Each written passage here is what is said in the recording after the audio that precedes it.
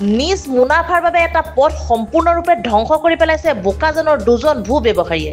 উক্ত পথটো হৈছে বোকাজান পৌৰ নিগমৰ অধীনত থকা 4 নং ৱাৰ্ড হৈ দয়াল বস্তিলৈ যোৱা এটা পথ।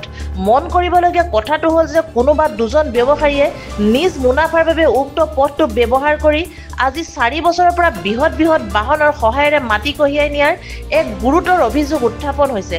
পথটো নতুনকৈ নিৰ্মাণ কৰা হৈছিল যদিও মাটি কঢ়িয়াই নিয়া বাহনসমূহৰ বাবে এটা বছৰ সম্পূৰ্ণ নহওঁতেই বিধ্বস্ত হৈ পৰে।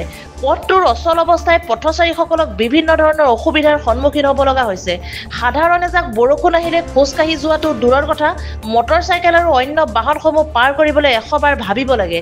এই পথেৰে দৈনিক সহস্ৰাধিক লোক অহা যোৱা কৰাৰ লগতে এখন প্ৰাথমিক বিদ্যালয় আৰু এখন অংগনবাড়ী কেন্দ্ৰৰ ছাত্ৰ-ছাত্ৰীসকল আহ-যাহ কৰাত অসুবিধাৰ সন্মুখীন হ'ব লগা হৈছে। এক কথাত ক'বলৈ গ'লে পথটোৰ দুৰৱস্থাই জ্বলা-কলা খুৱাইছে পথচাৰীসকলক। বিদ্যালয়খনৰ নিচেই কাষতে মাটি কঢ়িয়াই এক বৃহৎ আকাৰৰ পুখুৰী নিৰ্মাণ কৰি পেলাইছে, য'ত কোনো ধৰণৰ গাৰ্ডৱাল নথকাৰ ভয় শংকাত থাকিব লগা হয় অভিভাৱকসকল। বাৰিষা অহাৰ লগে লগে স্থানীয় জনসাধাৰণৰ উপৰিও বিদ্যালয়লৈ যোৱা ছাত্ৰ-ছাত্ৰীৰ লগতে ৰোগীক কঢ়িয়াবলৈ অহা এম্বুলেন্সসমূহ যাবলৈ অসুবিধাৰ সন্মুখীন হ'ব লগা হয়। আমাৰ লোকে এইখন গাঁৱত বহি আছোঁ, গতিকে এইখন ৰাস্তা যি বনাই আছোঁ চবে হাজিৰা মানুহ কৰা ইয়াতে, গতিকে এইটো চান্দা উঠাই পেলাই ৰাস্তাখন বনাইছিল আগত। এতিয়া সিহঁতি যে ইয়াৰ পৰা মাটি ভুকি আছে, আজি নহয় আজি 4 বছৰৰ পৰা মাটি ভুকি আছে, খালি এবছৰৰ মাজত মিডল গেপ দিছে সিহঁতি। আজি আকৌ কৰি আছে, এইটো মাটি ভুকি আছে। গতিকে সিহঁতক কালি আমি ৰখাইছিলোঁ যে এনেকৈ এইটোতো নহ'ব, তহঁতে কিবা এটা ব্যৱস্থা কৰ এইটো, গতিকে ইয়াতে চেন কেবুলৰ হ'লেও ব্যৱস্থা কৰ। আমাৰ গাঁৱত তহঁতে কাম কৰি থাকে, একো নহয়, কিন্তু ৰাস্তাখন বনোৱা আগত। ৰাস্তা বনোৱাৰ পিছত সিহঁতে কোনো খবৰ নাই। আমাক সিহঁতৰ মালিকৰ মাটিৰ লগতে যেতিয়া ফোন কৰিছে তেতিয়া কোনে কৈছে এনেকৈ সঞ্জয় আৰু তপদনে বোলে সিহঁতক বন্ধ কৰি দিছে।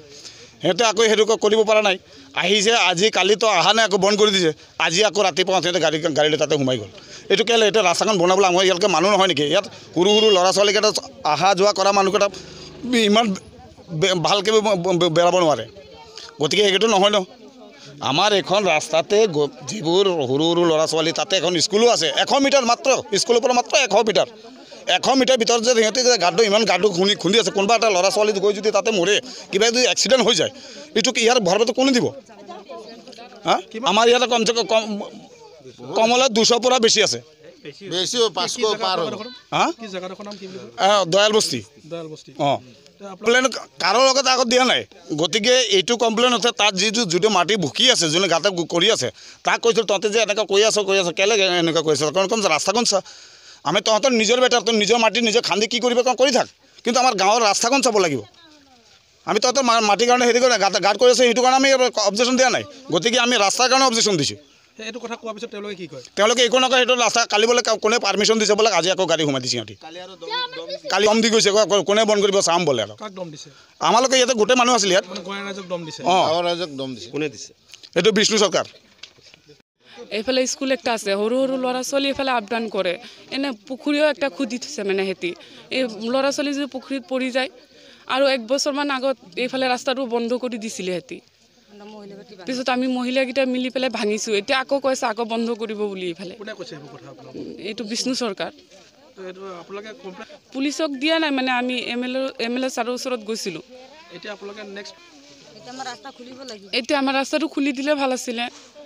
আৰু মানে অসুবিধাৰ সন্মুখীন হ'ব কেনেকৈ যাব, মানে কষ্ট হৈ আছে। আমাৰ ৰাস্তাটো ইমান বেয়া, আপোনালোকে একবাৰ চাই লওক ৰাস্তাটো। একো সোমাব নোৱাৰে, একটা চাইকেলো মানুহে খোজকাঢ়িব নোৱাৰে। অঁ, প্ৰব্লেম হয়।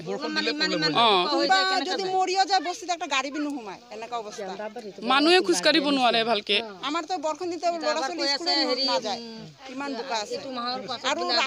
এইটো মানে আমাৰ ৰাস্তাটো এতিয়া খুলি দিলে মানে ভাল আছিলে। বোকাজানৰ পৰা সঞ্জীৱ গগৈৰ ৰিপৰ্ট, E24 লাইভ ব্ৰেকিং।